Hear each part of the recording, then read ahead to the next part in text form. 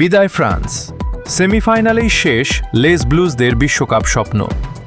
রেফারির শেষ বাঁশি বাজল, আর সেই সাথে স্তব্ধ হয়ে গেল কোটি ফরাসি ভক্তের হৃদয়ে। 2026 বিশ্বকাপের সেমিফাইনাল থেকে বিদায় নিল বিশ্ব ফুটবলের অন্যতম পরাশক্তি ফ্রান্স।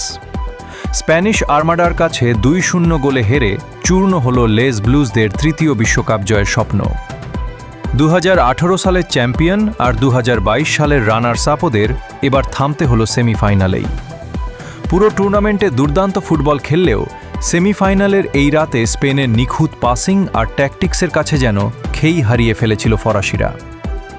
কিলিয়ান এমবাপের মতো সুপারস্টারকে রীতিমতো বোতলবন্দি করে রেখেছিল স্প্যানিশ ডিফেন্স। 22 মিনিটে ওয়ারজাবাল এবং 58 মিনিটে পেদ্রোর গোলে স্পেনের জয় যখন নিশ্চিত, ফ্রান্সের সামনে তখন শুধুই হতাশার অন্ধকার।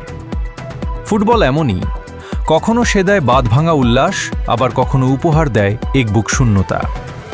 ফ্রান্সের এই সোনালী প্রজন্ম হয়তো আবারও ঘুরে দাঁড়াবে, হয়তো আবারও নতুন কোনো ট্রফি উঁচিয়ে ধরবে। তবে আজকের রাতটা ফরাসিদের জন্য শুধুই বেদনার। বিদায় ফ্রান্স। 2026 বিশ্বকাপের অন্যতম সুন্দর একটি দলের বিদায়।